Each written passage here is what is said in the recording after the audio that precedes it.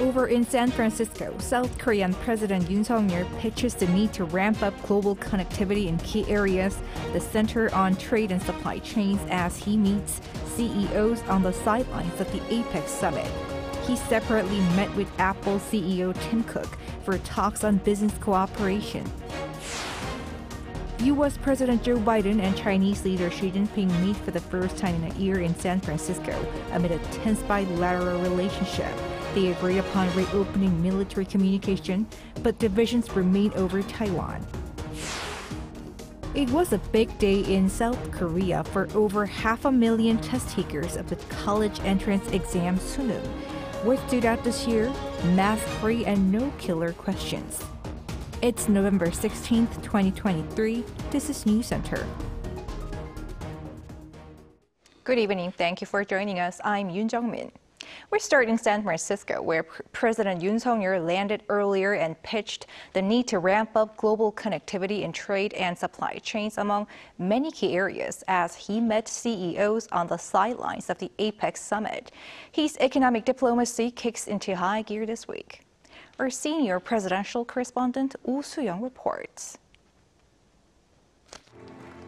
President Yoon pledged a role for South Korea in strengthening global connectivity in crucial areas to overcome multiple crises hindering sustainable development around the world.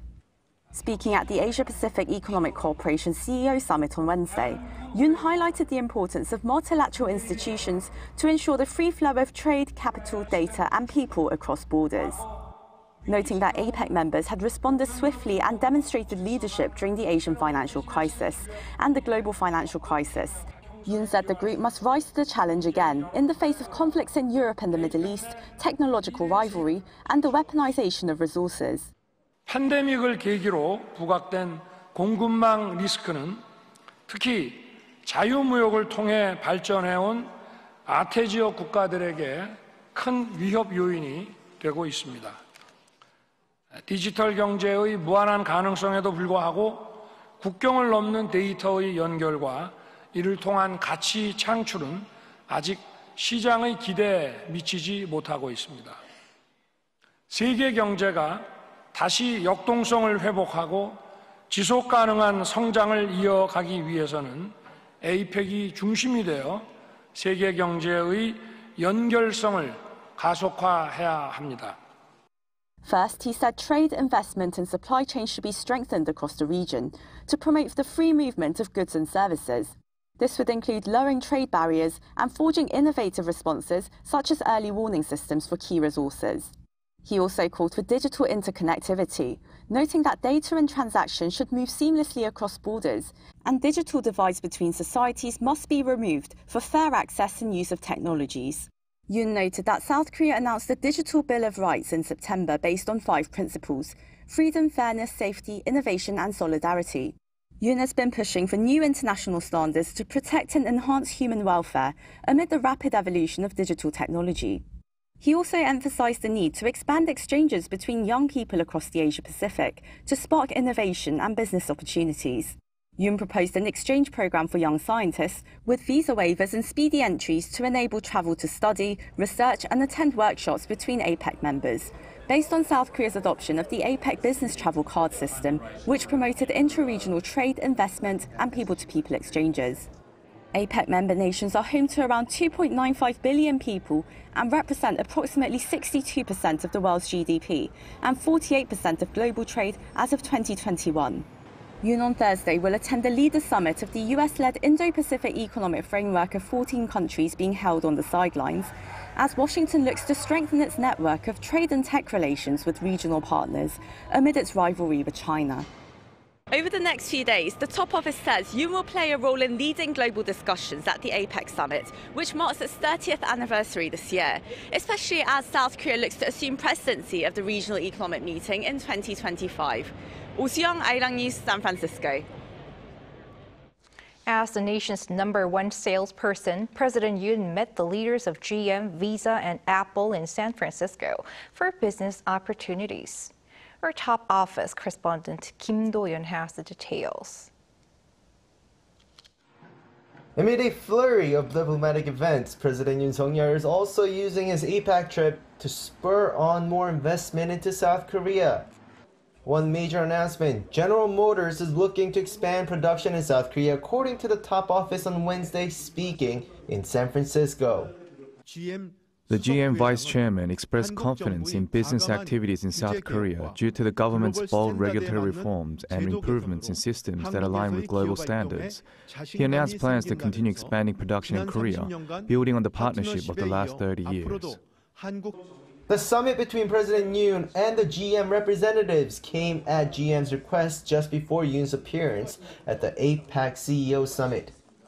While no specific number was announced, according to GM Korea's website, it has 3 plants in Korea with a current production size of 900,000 fully assembled cars and 900,000 cars with final assembly done elsewhere.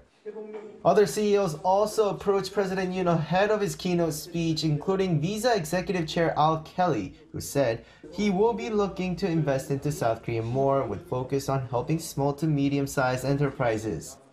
Additionally, Yoon's meeting with Apple CEO Tim Cook garnered attention given that Apple sources 30% of its parts from South Korea, the most of any country outside the US. The meeting with Apple CEO Tim Cook solidified the supply chain and cooperation system between Apple and Korean component companies. President Yoon praised Apple highly for contributing to the growth of South Korea's digital innovation ecosystem and for inspiring innovation in many future generations and companies worldwide. Apple CEO shared his ties to South Korea, saying that his father was a Korean War veteran. He also promised more investment into the country, saying Apple wouldn't be where it is without South Korea, citing the more than $100 billion of exchanges in the past 5 years alone. Meanwhile, President Yoon has regularly taken the chance to meet local tech leaders on his overseas trips, and San Francisco was the perfect place for this as well. Meeting with South Koreans and Korean Americans in tech, he promised an improved atmosphere for tech startups with better R&D opportunities. 특히 세계 최우수 연구자들과의 글로벌 연구 협력 기회를 크게 확대하고 해외 연구자는 대한민국 정부의 R&D에 참여할 수 없었던 제한도 지금 없애고 있는 중입니다. Tech entrepreneurs and science scholars share their learning experiences to President Yoon, especially on the hardships faced by being from overseas. President Yoon called them the future of not only South Korea but the world and encouraged them to take on more challenges. 김도현, Arirang News. Staying in San Francisco, U.S. President Joe Biden and Chinese leader Xi Jinping have met for the first time in a year. They agreed upon restoring military communication and curbing fentanyl, but divisions remain over Taiwan. Our foreign affairs correspondent Pei Eun-ji has the key takeaways. Leaders of the U.S. and China met face-to-face for the first time in about a year in San Francisco on Wednesday and agreed to resume military-to-military communication and take steps to curb the production of fentanyl, a leading cause of drug overdoses in the U.S. After meeting President Xi Jinping for 4 hours, President Biden announced that the two countries are back to direct, open, and clear communications to avoid miscalculations on either side. Their latest agreement comes after Beijing cut off this kind of military communications with Washington last year, after then U.S. House Speaker Nancy Pelosi visited Taiwan.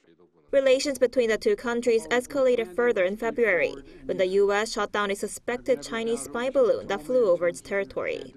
On the subject of fentanyl, Biden said they've agreed to take action to reduce the flow of Chinese-made chemicals that are used to manufacture illicit fentanyl. A senior U.S. official reportedly explained that China will go after specific chemical companies that make fentanyl precursors. According to the White House, during their meeting, Biden also emphasized Washington's commitment to achieve complete denuclearization of the Korean Peninsula. Biden and Xi also made clear that they want to stabilize the relationship between the two countries. We have to ensure that competition does not veer into conflict, and we also have to manage it responsibly, that competition. The Chinese president also said turning their back on each other is not an option for two large countries like the U.S. and China. It is unrealistic for one side to remodel the other, and conflict and confrontation have unbearable consequences for both sides. But they remain at odds on the issue of Taiwan. Xi reportedly told Biden that China has no plans for military action against Taiwan in the coming years, but did lay out conditions where the use of force could be used. Biden reportedly asked China to respect Taiwan's electoral process. But at the end of a press conference after the summit, Biden said he had not changed his view that Chinese President Xi Jinping is still a dictator, while claiming that significant progress was made during the summit. I mean, he's a dictator in the sense that he is a guy who runs a country that is a communist country that's based on a form of government totally different than ours. Anyway. This could spark a backlash from Beijing, which had earlier responded furiously when Biden made a similar comment in June, and could affect the positive energy coming out of the meeting that took months of preparation and detailed planning. Hyeong-sik, Arirang News. Moving on, North Korea threatens to take more military action after criticizing the recent security talks between South Korea and the U.S. The regime appears to be seeking to use this as an excuse to potentially test-launch its new ballistic missiles. Defense correspondent Jeong reports. North Korea has warned it will take more visible and strategic military action in protest of the recent security talks between the defense chiefs of Seoul and Washington. In a statement on Thursday, the regime's defense ministry claimed that during the annual security consultative meeting held between the allies earlier this week, South Korea and the U.S. have shown that they're aiming for an armed invasion of North Korea. At the SCM, Seoul and Washington updated their tailored deterrence strategy for the first time in 10 years, an agreement established for tailored deterrence against North Korean nuclear weapons and other weapons of mass destruction. In response to the North's threat, Seoul's Unification Ministry defended the revision, saying it is a self-defensive measure to better counter North Korea's nuclear and missile provocations. North Korea appears to be attempting to use Seoul and Washington's bilateral security talks as an excuse to launch major provocations in the near future. This comes as the North reportedly conducted successful tests of its newly developed solid fuel engines for a new type of intermediate-range ballistic missile. Seoul's Joint Chiefs of Staff says a test launch of an IRBM is highly likely. The development of a solid fuel intermediate-range ballistic missile seems to be a measure to secure strike capabilities targeting the UN Command's rear bases and the U.S. military bases in Guam and Japan, as well as to block U.S. reinforcements and UNC support to the Korean Peninsula. It seems highly likely that actual test launches will take place. Pyongyang is also widely anticipated to carry out its third attempt at launching a military spy satellite around November 18th, which marks its Missile Industry Day. The JCS says it is closely monitoring North Korea's activities with the U.S. intelligence authorities. Jeong, Arirang News.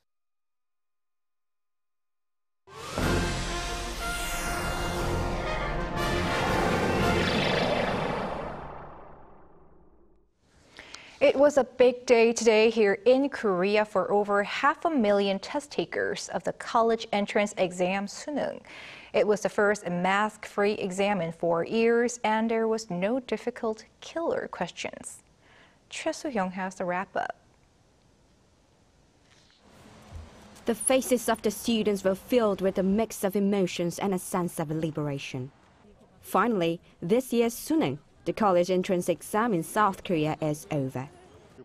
I was a bit nervous at first because the exam was a little bit different from the mock exams in June and September, but it was good. Korean language was difficult, math was easy, English was manageable, and elective subjects seemed straightforward, so it was okay. More than 500,000 mainly high school students took the exam. The entire country was dedicated to ensuring a smooth and supportive environment for the test takers on this significant day. In Korea, where there was a strong desire to attend the top universities, the Suneung Day is a nationwide event.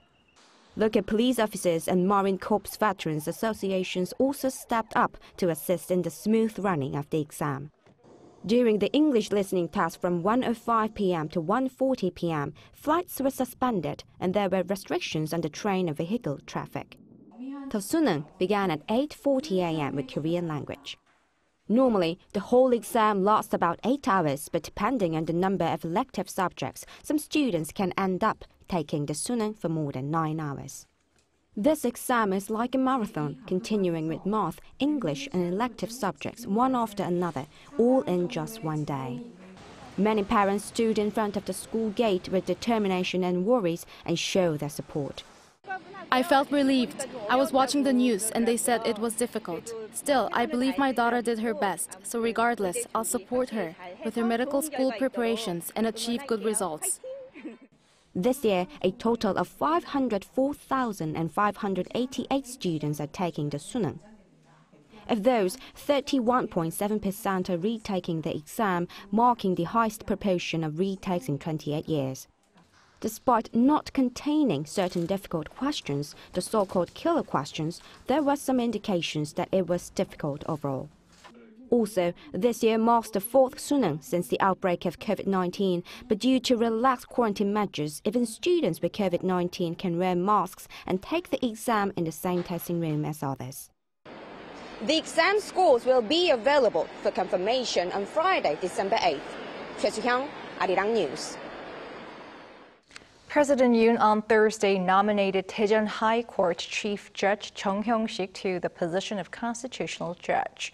The Chief Presidential Secretary Kim Dae-gi said at a briefing that the nominee is right for the role and embodies virtue and confidence. Jeong began his career as a judge at Suwon District Court in 1988. He has since worked as the chief judge of the Seoul High Court and the Seoul Bankruptcy Court. The nominee has to undergo confirmation hearings by the National Assembly before appointment. In the Middle East, Israeli soldiers stormed into Gaza's largest medical facility amid pressure to prove that Hamas was indeed using the hospital as a command center. Lee Seung-jae has the latest. Amid international outcry over Israeli military operations in the area close to Al-Shifa Hospital, the Israeli military on Wednesday said it had found the Hamas command center as well as weapons and combat gear belonging to the Palestinian militant group at Gaza's largest hospital. Hamas strongly denied the allegation, calling it lies and cheap propaganda. However, the Israeli Defense Forces released a video showing some of the items recovered at the hospital, including automatic weapons, grenades, ammunition, and flak jackets. The announcement comes as Israel has repeatedly claimed that the hospital sits above a Hamas headquarters, a remark the U.S. has also supported, citing its own intelligence. The White House, however, denied giving Israel the green light to carry out a raid on the Al-Shifa hospital, stressing Israel operated on its own accord. According to National Security Council spokesperson John Kirby on Wednesday, the U.S. did not okay the military operations around the hospital, as the Israeli military acted in accordance with their own establishment procedures. The comments come after Hamas said the storming of the Al-Shifa hospital represents an American green light for the Israeli occupation. Meanwhile, Qatari officials announced Wednesday that they are currently working on a deal between Hamas and Israel that includes the release of around 50 civilian hostages from Gaza in exchange for a 3-day ceasefire. The deal, which is currently being coordinated with the U.S., could potentially see Israel release some Palestinian women and children from Israeli jails, while increasing the number of humanitarian aid allowed into Gaza. If realized, it would mark the largest release of hostages since the armed conflict began on October 7th. Lee Seung-jae, Arirang News.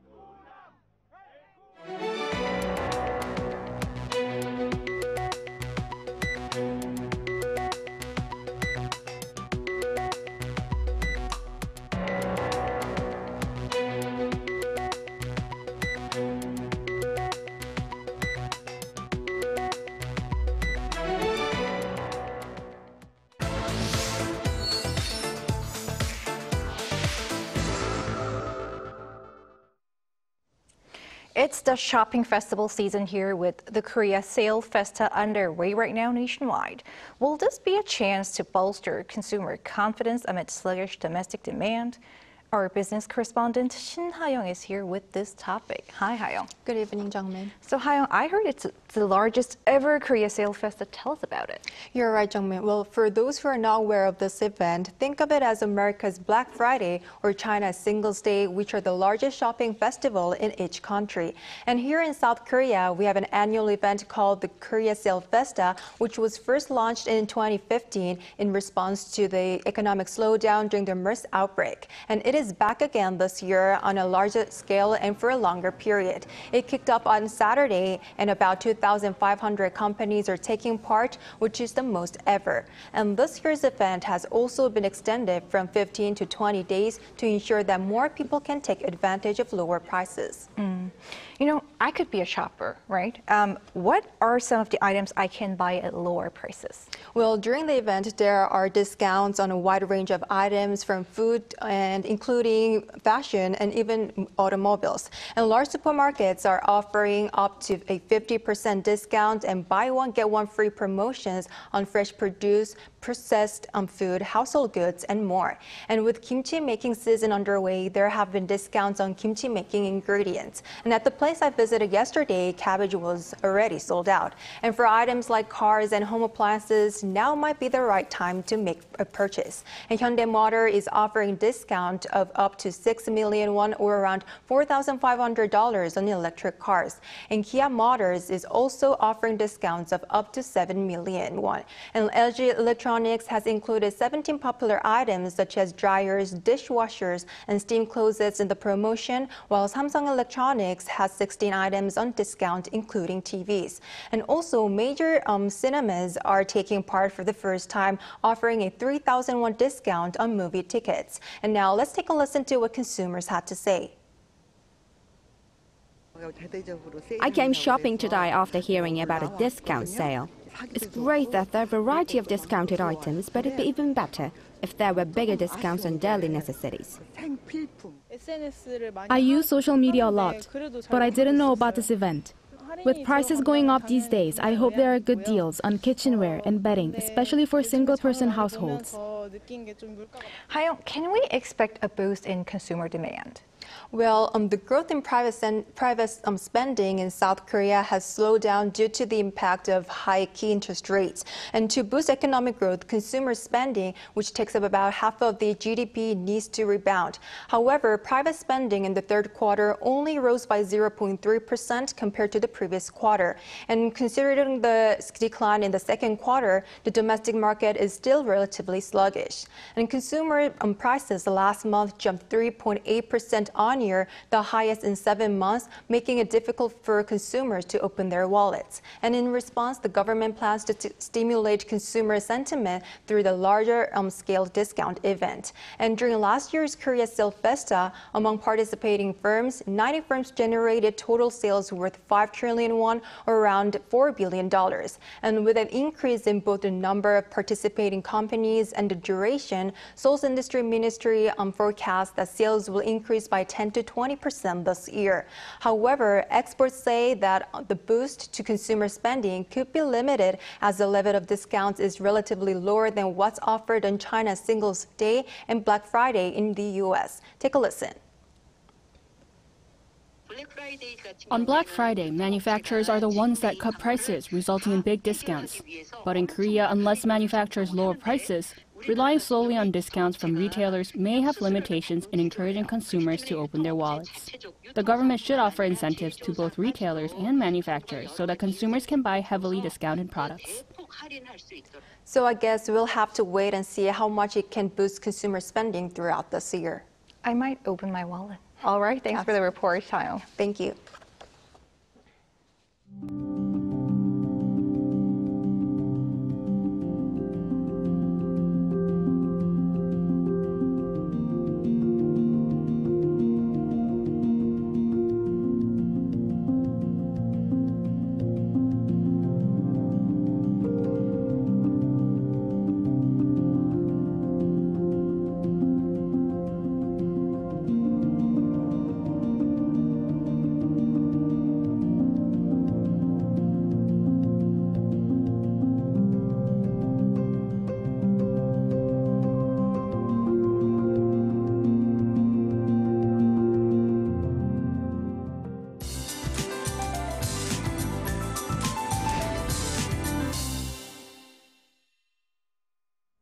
A wintry blast will hit most parts of South Korea tomorrow. Cold spells will make a return along with blustery winds. As a surge of Arctic air will enter the country overnight, morning temperatures will drop to -1 degree Celsius tomorrow. In fact, many regions will experience the first snow of the season tomorrow, along with on and off showers. As for the amount of snowfall, parts of 전라북도 and mountainous regions of Jeju Island will see up to 10 centimeters. 충청남도 and 경상남도 provinces will see 1 to 5. The capital region will see relatively less, with only light snowflakes flying around. Inclement weather conditions are expected for the coastlines with gusty offshore winds. Winds will be gusting as fast as 25 meters per second. And inland regions may also see frost for the morning hours. Make sure to cover any sensitive vegetation and take care of unprotected plumbing. We'll see a wide variation in morning temperatures tomorrow. Chuncheon will be especially cold at -2 degrees. Highs in Seoul will be getting up to 3 degrees, Gwangju 8, Busan will be reaching 12 degrees. Until Saturday, southern parts of the country will see a mix of rain and snowfall. That's all for now, and here are the weather conditions around the world.